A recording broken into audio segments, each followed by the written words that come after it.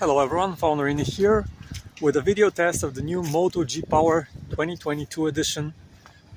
Right now comparing the video quality to the Pixel 5a, which is a way more expensive phone, but still. 1080p video recording on both phones. In the viewfinder I can definitely see that stabilization does a very poor job on the Moto G Power.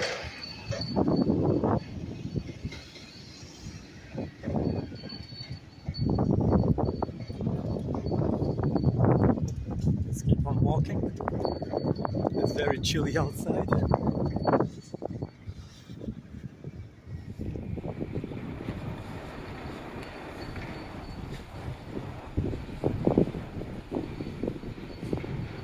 So definitely the lack of proper video stabilization will hold the Moto G Power 22 edition the most, and it also crops in quite a bit while you get a wider perspective with other phones like the Pixel 5a.